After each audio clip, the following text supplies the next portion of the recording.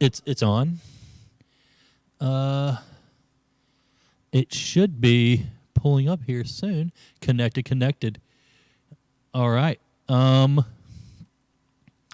gonna be running. Look at that. Okay, that should be fine. All right. It says that right now I am running it. Well, hey, how are y'all doing? I'm glad to have all of you here with me. Right now, we are trying a new type of equipment today, so it may be a little different than usual, but I'm very glad to be here. Today, I have Reverend Amanda Gordon joining me. She is the pastor here at Minor Memorial United Methodist Church. We'll have her tell you more about that now. So tell us about yourself, Reverend Amanda. About myself. Well, I am the pastor here at Minor Memorial United Methodist Church in Walls. I'm in my 10th year. Home is Pearl, Mississippi. Grew up there, graduated from Pearl High School, and then went to Delta State. So we share our Okra heritage together. And from Delta State, I thought I'd be a math teacher my whole life. That ended up not being my full calling. So ended up teaching math for a couple of years. Sold insurance for a year, then seminary, and now ministry. Well, that sounds amazing. Sorry, they're probably wondering why I'm making these weird faces. I'm like trying to watch our live stream, and it's just not popping up on YouTube. So, hooray. We've got the guy with the... We have this.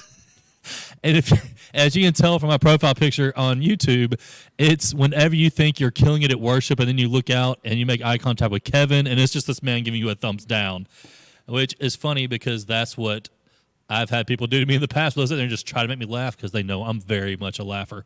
And so I try not to, but I do laugh a lot. So you say you're from Pearl. Does that mean you're a big Mississippi Braves fan? I'm glad that Pearl has the Mississippi Braves. The Braves are not my baseball team of choice, but I don't dislike them. That's a no. I went to a Braves game and cheered the Mississippi Braves on, but if you say a big fan, I can't quite go there. I'm right there with you. Well, I am a big Braves fan, so I was like, yes, come on, Braves. That's great to hear. So you went to what seminary? You went to seminary in Kansas City. St. Paul. St. Paul. St. Paul School of Theology. Well, that's amazing. What? Okay. So I'm trying to think of. Is that a Methodist seminary? It's one of the United Methodist schools. I always get so thrown off because I'm like, Saint, it's Catholic. And so I'm like, you're now Mother Amanda Gordon. That'd be kind of funny to have you walk in here wearing like the headdress and all that. Well, that's cool. So what drew you into ministry? Were you because I believe at first you were working for Donald Trump under his banking, right? You were his main accountant? No. I've not been in the banking business. I've thought about it. I do love numbers. Yes. But no, I have not been in Trump world. Oh, okay. Good deal. I don't have that business background. I don't want that business background. I've actually never worked at a bank. I have friends that do. Yeah. So what drew you into ministry in particular, right? Whenever you're a young girl where you're like, think I want to be a pastor. Yep, that sounds exactly like what I want to do in my life. Well, honestly, as a young girl, I was in a Baptist church, and so that was never even an option put out there. No. Not nothing against the Baptist, but that's just not something you would think about. I mean, you might think about. I remember even being in high school, having like a friend say, "You might be a missionary someday." So you had that type of stuff. But no, I really felt God was calling me to teach, and so that's why I went to education. Just something about it wasn't satisfying. But after my third year of college, right before I started student teaching, I was a summer intern at Brandon First United Methodist Church. All right. So that was my step into ministry, and also my step into the United Methodist Church. None of which was on my radar. It was literally my grandmother called and said, "Hey, you need a summer job." Mary Beth, who goes to Brandon First Methodist, which was her best friend's sister, if you can keep up with all that, they're looking for a summer intern at Brandon First Methodist. I said, "Granny, I'm not Methodist, I'm Baptist." She said, "I don't think they care." So Don't you love that? So I went and interviewed with them, not having any idea what I was getting into, but what I was getting into was the first step of a journey that led me to where I am now, which is really cool to think about. That's awesome. Okay, so I'm just going to go ahead and just kind of throw some name drops out there. Coming out of Brandon, you've known some kind of, let's just face it, they're kind of youth ministry legends coming out of Brandon, such as Ryan McGow or Magoo, John Joyner. I'm sure there's others, but those are only two came He was through. at Crossgates. Yeah, You know, okay. he actually came and worked for us at Minor, and I remembered him being the youth from Crossgates and Yeah. come and interfere with our Brandon First events because he wanted to like talk to the girls. Oh, of course he did. Okay, great. Yeah. John Joyner, yes. I was there when John was in the youth group. wow. I was working with the youth as an intern. I wasn't in charge or anything, but I worked with Steve Potter. So That's another big name drop. Like, she's over just name dropping all these legends, man. That's great. But yeah, so okay, so you've been here at Minor for how long? this is year 10. Year 10. So I've been here like nine years and a few months, but 10th appointment year. Wow, that's amazing. I will say, for anybody who's watching this and doesn't know, to stay at a church for 10 plus years, I'm just going to let y'all in a little something. The church has to be unanimous on that. So for 10 straight years, they unanimously said, we want her back. So that's an impressive feat. Everybody clap. Good. That was some good clapping. I'm proud of all of you out there. Always. Okay. That's right. But as you can tell, y'all, we are being socially distant. We have the cross between us because there is a cross to bridge the Great Divide, Point of Grace, Yeah, I was about to say. 1989. We had that cassette and then the CD. Was it really 89? I guess it was. Well, I don't know. I just made that number up. Well, I But was in youth in the 90s, and that was when Point of Grace was big, so that probably was. I mean, Seriously. oh yeah, man. I mean, early 90s, mid 90s, that's Point of Grace's. Gosh, I because remember like going to Six Flags, and we were so excited because we got to go down front and stand for the Point of Grace concert. Our youth minister let us go down front. We're like, dude, that may be the most 90s statement I've ever heard in my entire life is we got to go down front to a Point of Grace concert at Six Flags, which that sounds like the best time ever. Like, I'm not going to have lie you to ever you. done it at the Six Flags? They still do like those whole like Christian music Really? days, and so you go. The whole thing is you get to hang out at the park and then go to a Christian concert at night. I think mean- it was one night. Oh, goodness, hair. I think Point of Grace and it may have been like Jars of Clay the other night, but it was two like this. I may be wrong, but it was something like that. 2 different nights. If y'all didn't know, I love Jars of Clay. Like, I love Jars of Clay. Like, there's a song. Okay, so fun fact. Sing us your favorite. Oh, I'm not. Well, there's this one thing that, like, whenever I was little, like, okay, so as you can tell, I have a rather low voice now. Whenever I was younger, I did not. Like, I would answer the phone, and everybody would say, oh, hey, Haley. And I'm like, no, it's not Haley, it's Chase. And that was until I was like 13. And so that happened. And they'd be like, no, it's not Haley, it's not Terry. That's my mom's name. I was like, it's not Terry, this is Chase. I'm a boy. But I had this really high voice, and there's this song where they're like, rain, rain on my face. And I'd always be like, rain, rain on my face. I could never get that low. And so my dad was like, hey, Chase, sing with me. I'm like, thanks, Dad. Sure. I'm like, I'm going to sing the high notes. But if I can't swim after 40 days. And, you know, we get into it. And we'd be in there riding the Toyota Tercel being like, oh, let's go. Do they even make a Tercel anymore? I don't know. It may have become, is it the Yaris? They have a little car Yeah. I think, that took the place of it, maybe. Oh, man. Yeah. Either way, Toyota, if you want to sponsor this video, come on. That's true. You never know. I'm accepting all forms of sponsorship. And come on, Toyota. What's up? I will support you. I'll wear a Toyota shirt on this broadcast. I'm not above wearing. Anyway, so I'm not above monetizing myself. He's in the church, though, so there are some limits that we will allow. Toyota, you're fine. You're fine. Other company, I'm sorry. There is some company. I will not represent you, Jack Daniels. Sorry. Thank you. Not inside the church. She's my boss. No. Hello, Bishop Swanson. Hello, Decom. Chase has got to learn these things that y'all see this stuff. And when he comes to these future interviews, he'll have to account for all things social media. Lots of pastors have had to learn this lesson. So either way, Look at but in all seriousness, Toyota, call me. But no, so I've lost my train of thought now I should have because said hello, Jesus. That's really all that matters. Are we going to sell ourselves out? Toyota, I don't want you to call me anymore. I feel bad about myself. Toyota, don't call me. They're going to be like, do not invite her back.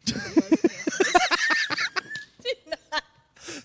I mean, it's fine. It's fine.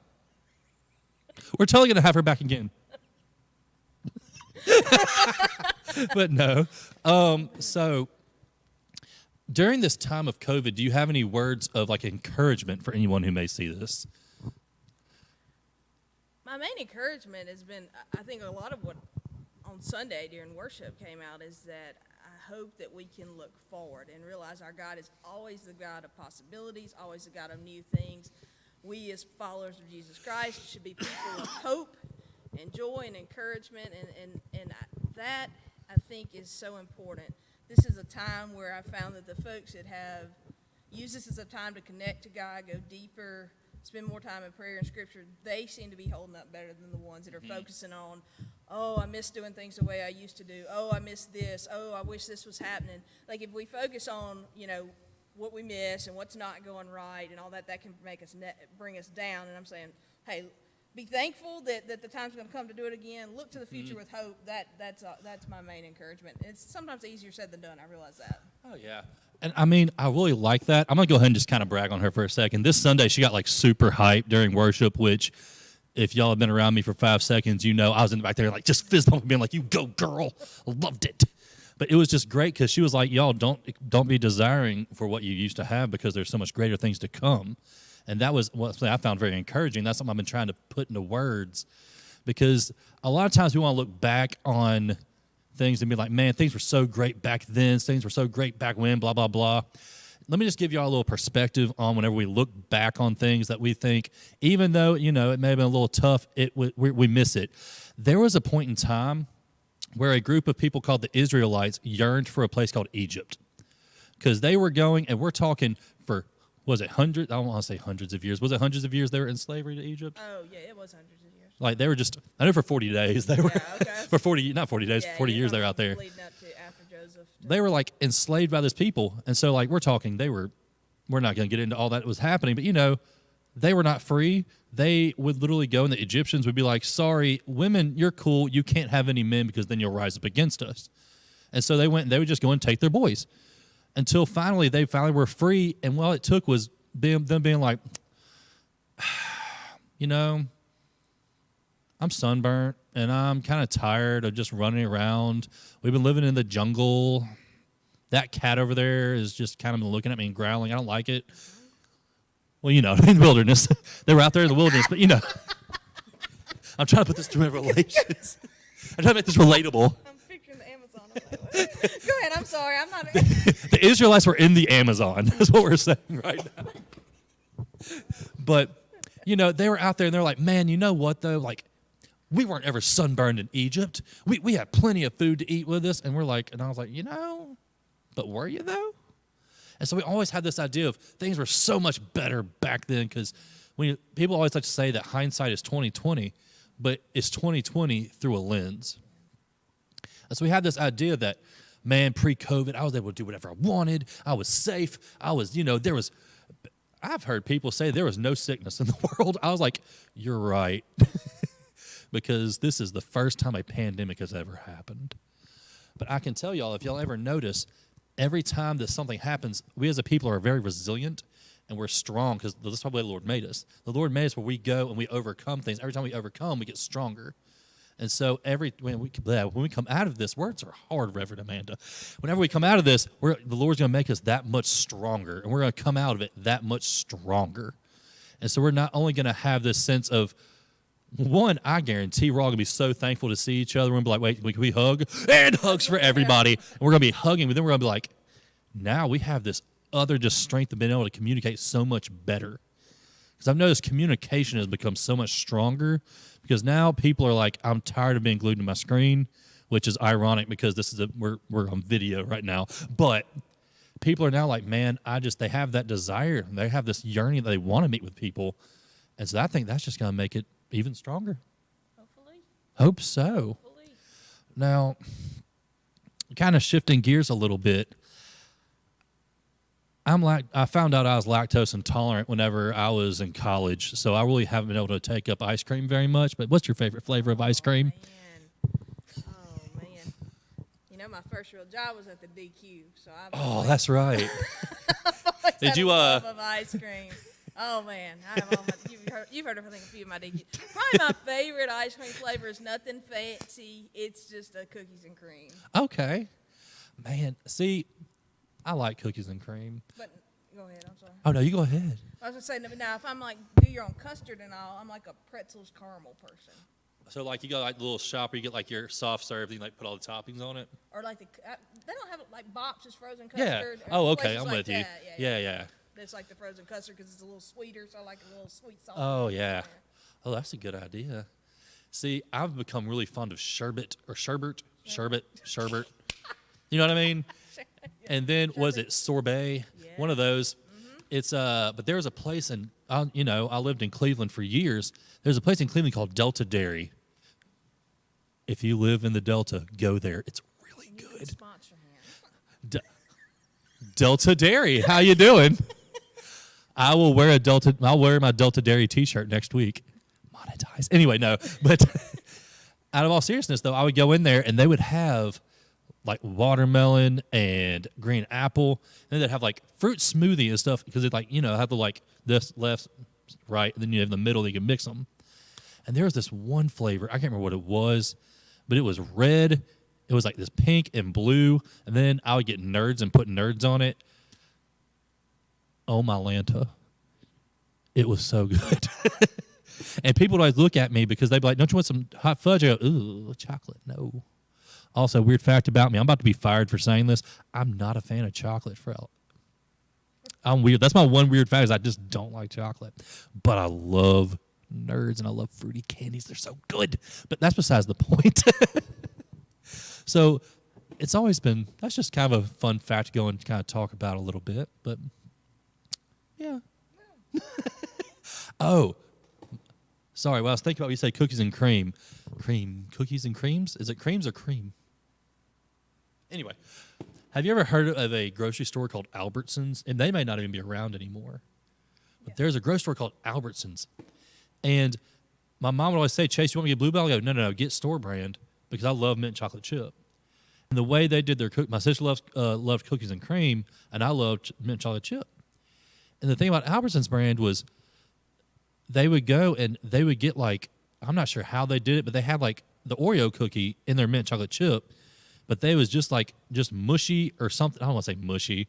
That sounds gross, but it was just enough where you could like scoop it and you get like a full like half of a cookie in there, and so it'd be like this nice like broken up bite, and it was great. And that really doesn't have much to do with anything, but man, it was so delicious. He's remembering his childhood days. Ah, man. His Albertsons ice cream. First grocery store I ever got lost in was an Albertsons. And we're talking, most people like, somebody said, "Chase, why don't you just stay in that one spot?" I went, I don't know, because you know what I did? And I took off running. And now we're talking, I ran around that store. And I guess, actually, let's go ahead and just tie this in real quickly. That's oftentimes how it feels whenever we're going and we're running around and we feel lost in our world and our faith, whatever it is, as we're running around this store, looking at all the items, seeing all these people, being lost in a crowd whenever the store really wasn't that busy, but it's just you're lost in a crowd of people whenever you're trying to keep your eye on the Creator who loves you. And he's like, "I didn't go anywhere. You just let somebody walk between us," and I took off running. Fun fact, my mom was down the aisle. Oh, wow.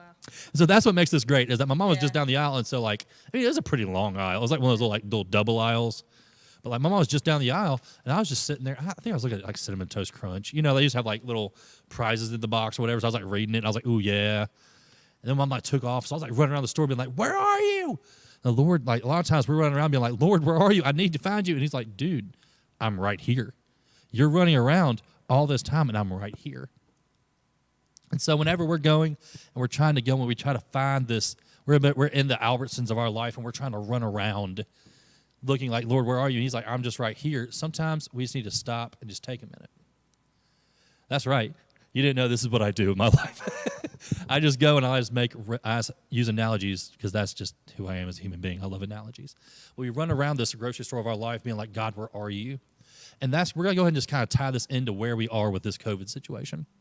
Because as we said, we are coming back. We're going to hopefully come back stronger. We're hopefully come like this. But right now, we're in this metaphorical grocery store. Where right now we're in there being like, God, where are you? I'm scared. I need to run around. Because we don't like to be still. As humans, we always want to be able to fix it ourselves. We think, you know what? If I can just fix it myself, you know what I'm going to do? I'm going to go get hand sanitizer, and I'm going to go buy about 13 different family packs of toilet paper and tissue. And do y'all know, I just saw Clorox bleach for the first time since, maybe not February, March, was it? Yes. Maybe March, like last week. And I was like, goodness, Clorox is still in business? I'm just joking because, of course, they're still in business. But we do all these things being like, we're going to fix it ourselves. We're trying to run around because we don't like to stand there and just be patient. God says, just be patient. Just stick right here with me. I'm just down the aisle. I'm just right down the road. Don't keep your eye off me. And that's where we're going to kind of wrap up today because, as usual with Oasis, this is a time where we come together, we laugh, we try to have like a small little devotional, but we do try to go and make sure we bring this all in so y'all can understand. Every time we're here, it's for a purpose. God does nothing on accident, and he brought you here today. If you're seeing this, God wanted you to see this on purpose.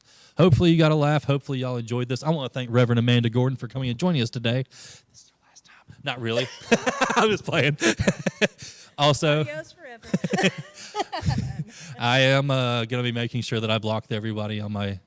No, I'm playing. But, we are excited that you got to join us today. Do you want to end this in prayer? Would you like me to? Or your choice.